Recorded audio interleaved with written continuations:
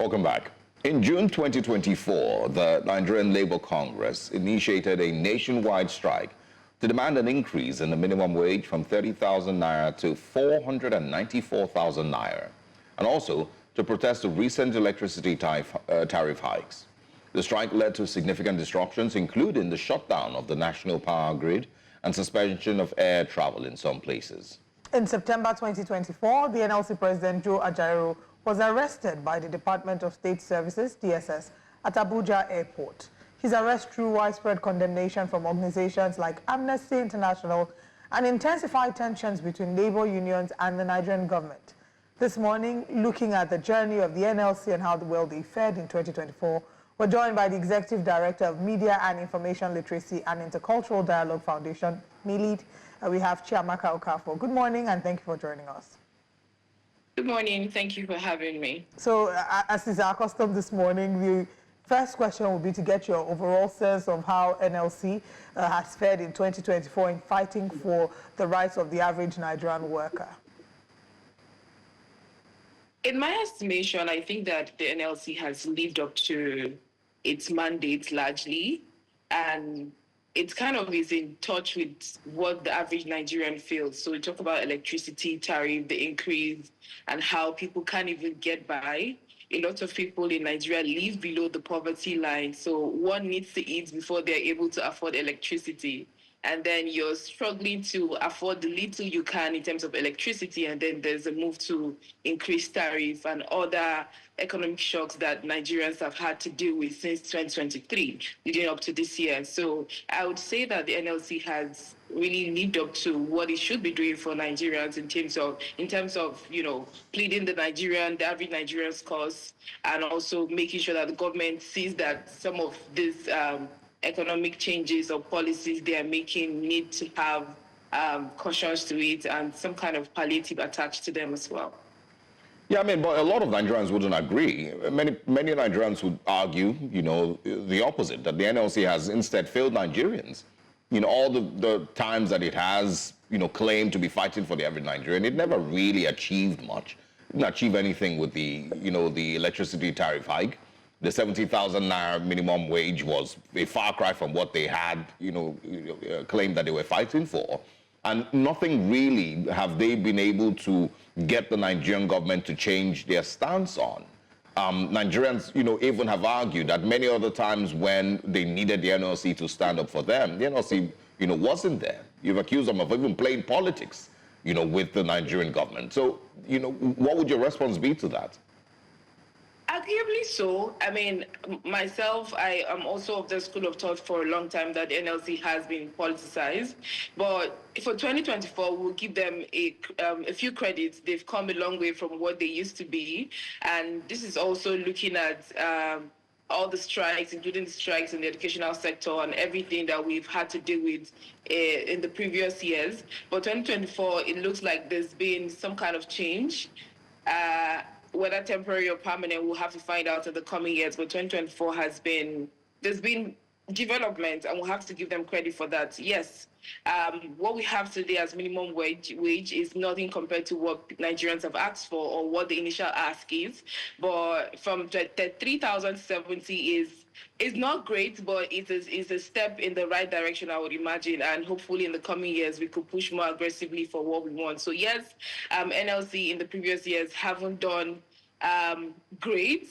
In fact, oftentimes I also argue that there's been a huge politicization of the NLC, and like most average Nigerians would say, when NLC goes on a strike and there's a little money here and there, they call off the strike and Nigerians continue to suffer. But in 2024, we've seen, for want of a better word, grandstanding from the NLC, pushing for things in what we could call in the right direction, from the minimum wage, the electric tariffs, and other conversations that are in the burner.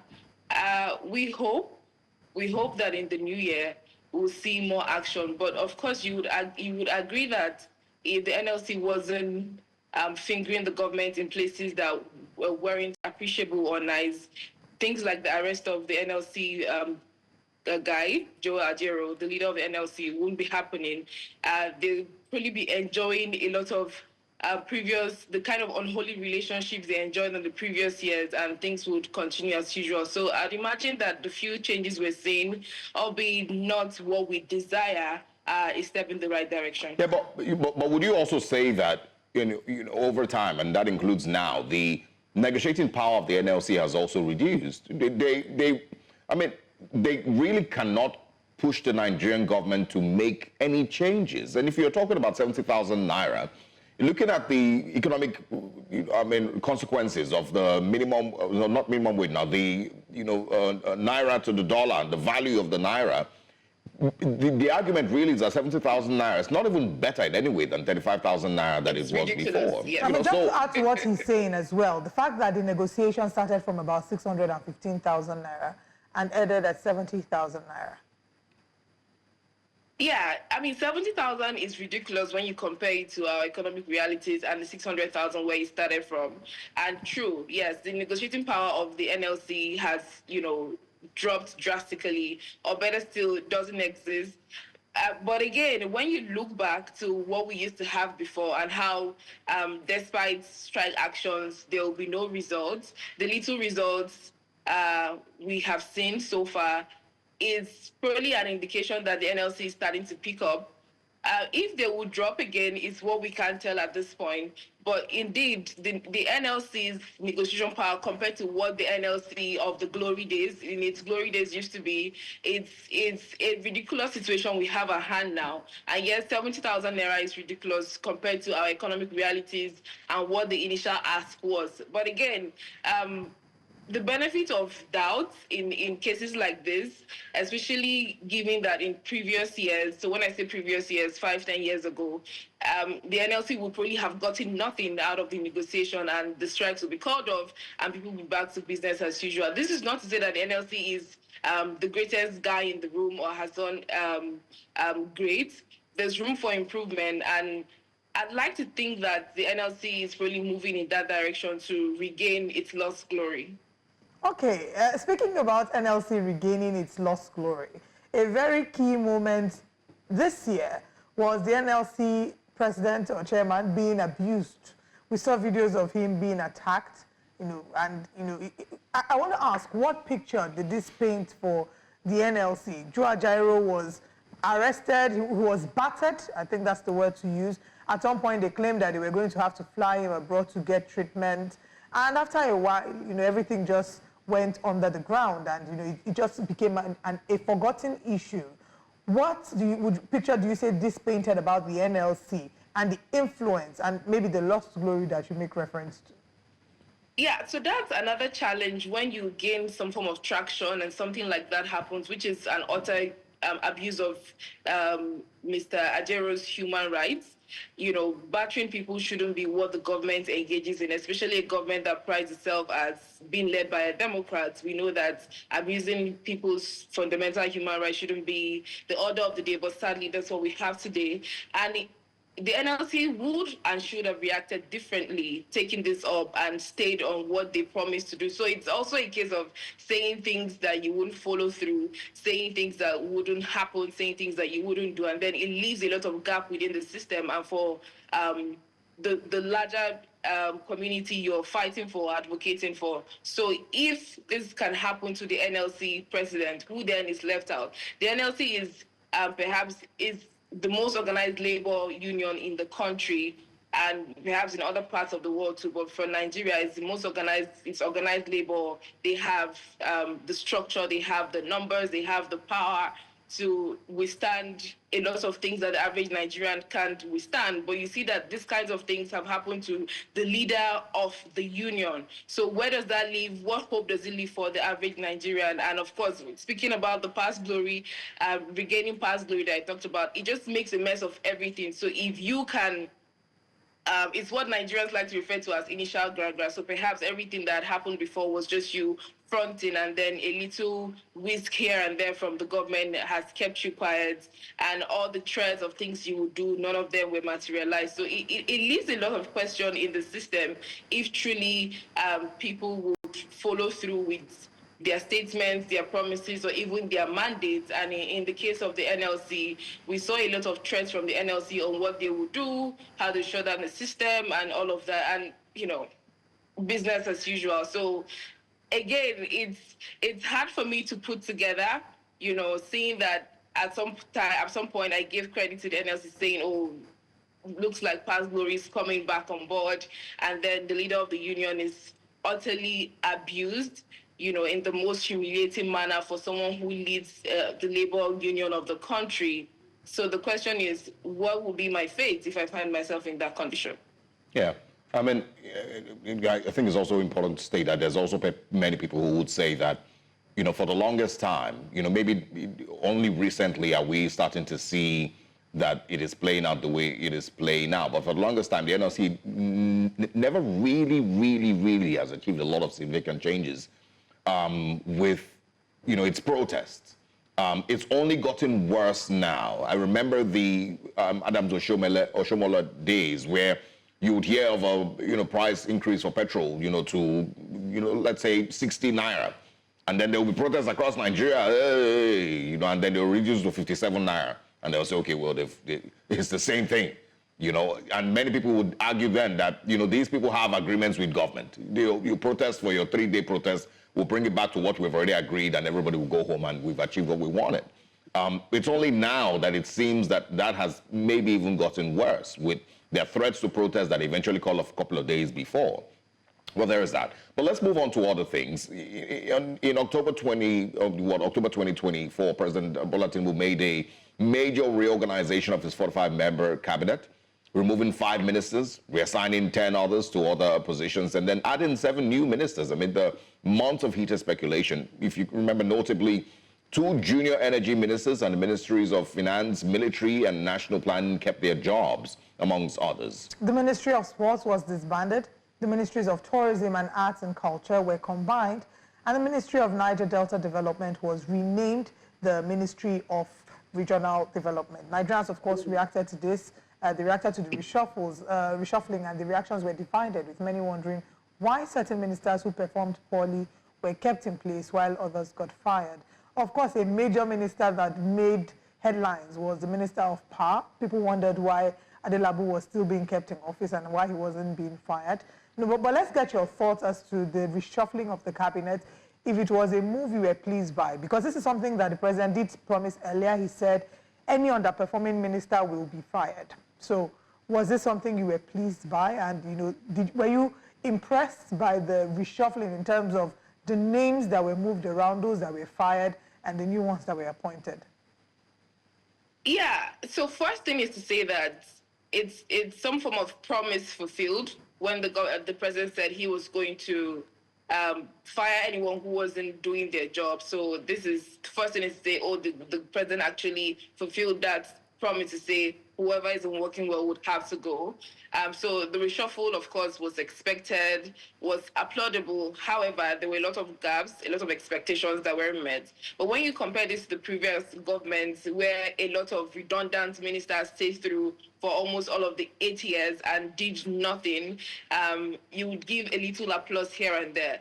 But again, I think one of the most controversies from this reshuffle was the Minister of Defense, who had a lot of allegations leveled against him by a sitting governor of his state. So his successor had a lot of things to say about him and terrorism in the state. And, when in saner climes, like we like to say, one would imagine that, the minister would resign or take a back seat and have to face investigation or some kind of probe. You probably would have had a Matawali Gates by now, some investigation going on at that level, but we didn't see that. So that was one disappointment for me, because it was not just anyone making allegation. It is a sitting governor of his own state. So that shouldn't have been taken with a pinch of salt, but sadly, that's the case we have. And again, the Minister of Women Affairs and the former Minister of Women Affairs, I beg your pardon, and the former Minister of Youth Development, Ms. Jamila Bayo, and Ms. Kennedy Ohaneye Uju, these were two these were two reshuffles I predicted or I called for a lot of reasons. So the former Minister of Youth Development, we needed to see what these ministries were doing, especially because there's a long cry for women's involvement in politics, in governance, representation, and we had you in this position where you could make your mark and make a room for other women to come in. We did not hear anything from the ministries, especially the one of youth development, aside press releases that we saw here and there scantily. And then for the Minister of Women Affairs, you'd agree with me that she probably was one of the most popular ministers this administration would produce in terms of the kinds of controversies she was involved in. I think the highlight for me was the UN controversy where she threatened to sue the UN over mismanagement of funds meant for Nigeria. But I mean, these are the skirmishes here and then. Of course, the Adelabu one for the power sector. In 2024 already, we've lost count of how many times the power grid has failed, for a country like Nigeria. And then you begin to ask, what is the Minister of Power doing exactly in office? If the grid continues to fail every now and then, what's exactly is your role as the power minister? I sat in my living room on the 25th. I was smiling to myself and said, oh, perhaps one of the greatest Christmas gifts we'll receive will be that to hear that the power grid has failed and we'll have Christmas in total darkness. No. I mean, it's sad that you make that kind of a joke for a country that works. And you do the comparison. I had the previous comparison with Ghana, for example. Ghana has been through this part and is now in a better place. There's light almost 24/7 in Ghana.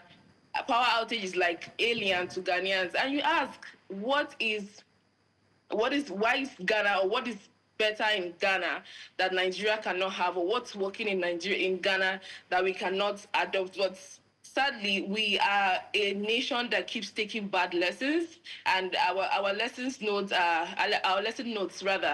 filled with all the wrong lessons. And hopefully in the new year we'll see something different. But yes, I think also the scrapping of the Ministry of Niger Delta and having the regional development team was a smart decision to take, and reducing the cost of governance. Not to say that it has reduced or it will reduce. We've seen over time the leadership of the country making promises or making statements of reducing cost of governance, and what we see is that cost of governance even increases. And we have, the current administration said the same thing about reducing entourage for travels and all of that, and we haven't seen any change. So the Regional Development Ministry may not necessarily result in reduction in cost of governance, but hopefully, if done well, it will result in that. But the realities of Nigeria does not leave you with a lot of hopes when you think about it. But hopefully,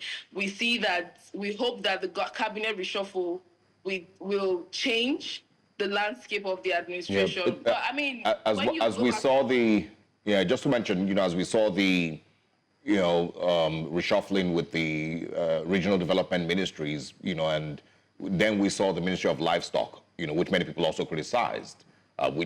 Should have been part of, agriculture, but, what do we know? But I also want to ask, do you feel like there's genuinely a metric with which we rate the performance of these persons that are appointed as ministers?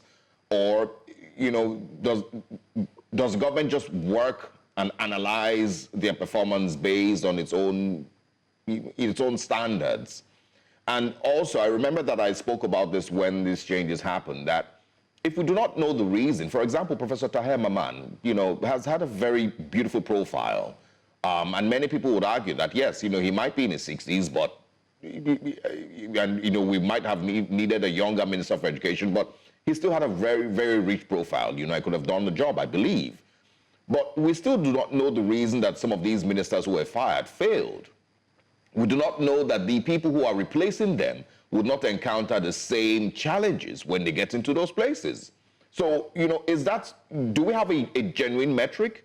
And is these changes, do you believe that they're genuinely done because, well, those people were inefficient and the new guys who come in will do a better job? So that's the challenge of transparency with, how government in Nigeria is run. So there's there's a huge transparency problem, transparency gap, which leaves space for or room for a lot of conspiracy. You probably may have read that, oh, this person was relieved of their duties for political reasons. This person was XYZ.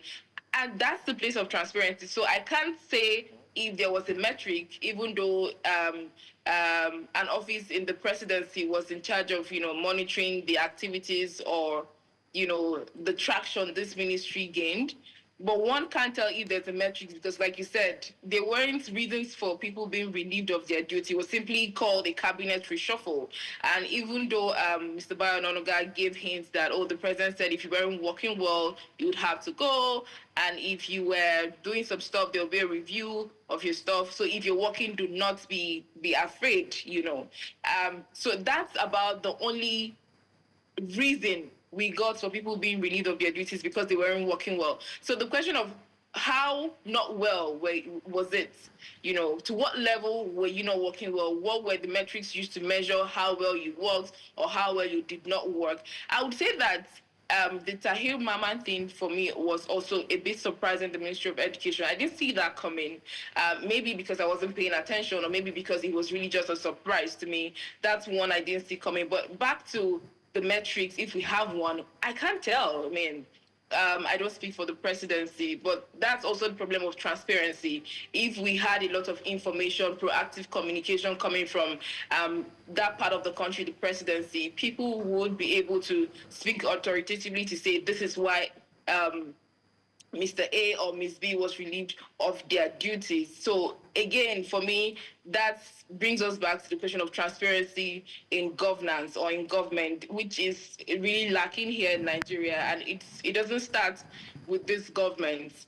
And we're hoping that the successive governments rather would see a reason for transparency and proactive communication, because then it leaves a lot of gap that people, conspiracy theories or enemies of the states come in and, sow doubts or different things and agendas as well. Do you maybe perceive that the fact that a number of these new ministers that have been sworn in, for example, the likes of Bianca Odumegwu, Ojukwu and the rest, that they would have a better fighting chance because they, of course, were nominated and sworn in already knowing what portfolio they were coming in to serve, giving them adequate time to know if they're qualified to carry out the expectations or not, as opposed to the others who were in some measure maybe thrown in because whilst they were being screened by the by the Senate, they weren't screened based on any particular portfolio. I'd always make reference to this, talking about, for example, the likes of the former Minister of Humanitarian Affairs, her name just,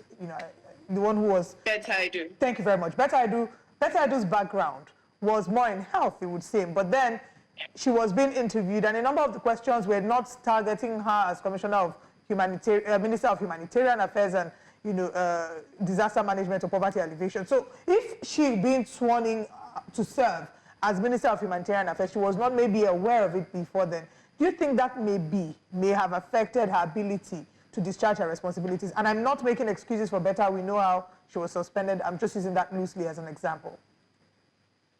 Yeah, I'll preface by saying it's good and it's better to be prepared ahead, but oftentimes we learn on the job and we get to adapt to the realities of the job, because sometimes you may prepare for a certain role and what the reality on the ground is different from your preparation. So reality is different from what should be the ideal in most cases. So while that is a valid concern for them, the previous ministers some of them have been relieved of their duties, it probably may not be exactly relevant for the new ministers who have come on board if they knew what their portfolio would be or not. The most important thing is what they do on ground, what they do in office.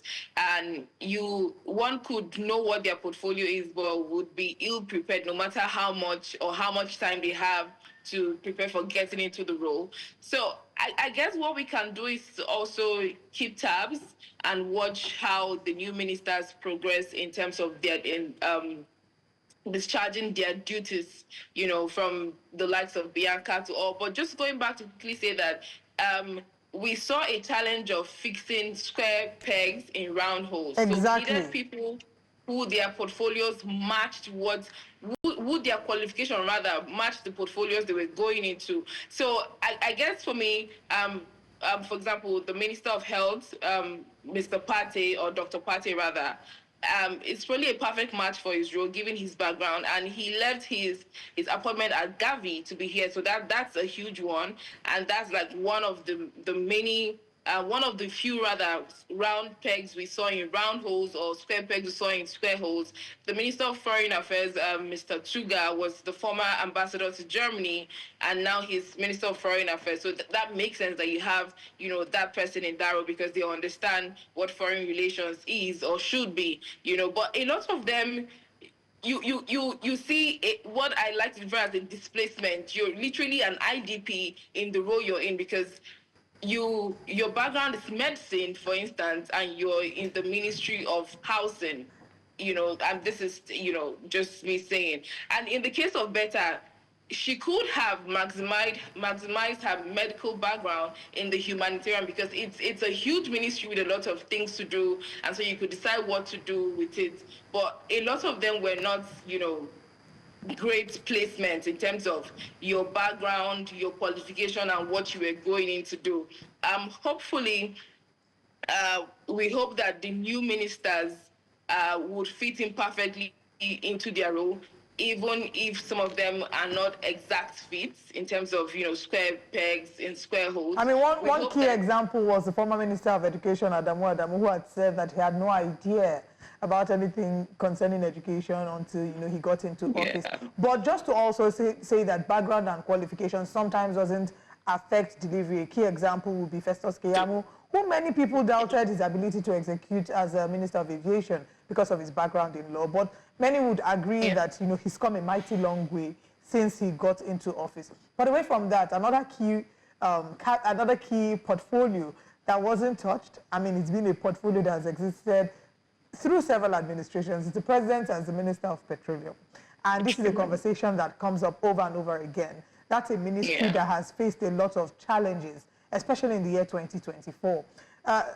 On this show, we've had several guests who would say that we don't have a Minister of Petroleum because every minister had to go through the Senate, had to be screened, and then sworn in. But since we had no screening for the Minister of Petroleum and no swearing in, we do not have a minister. But of course, we know what the practice has been here in Nigeria. Do you think that as we enter into the new year, that may be something to revisit, the conversation about the president being the key person in charge of the Ministry of Petroleum? I think, given that it's been the same result over time, nothing has changed with the president's, keeping themselves as Minister of Petroleum. And this is one sector that has suffered the most. And we talk about the resource costs or the oil costs, for example. You've had presidents, or we've had presidents rather, as Minister of Petroleum, and the sector keeps suffering huge losses.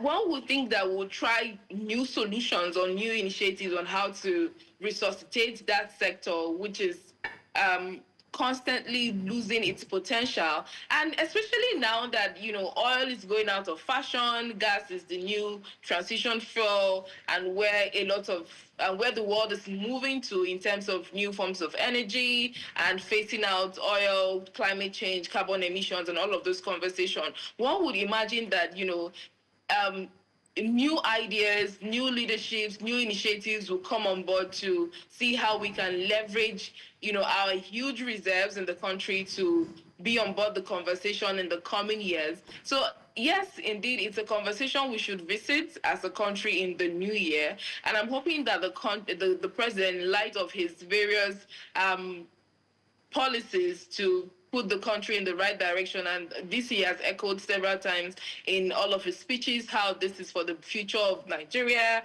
and all of that, would also have a rethink in terms of the petroleum ministry, which he sits over, to see that, fresh brains, perfect hands are brought on board to make this sector work for the Nigerian people. Yeah, all right.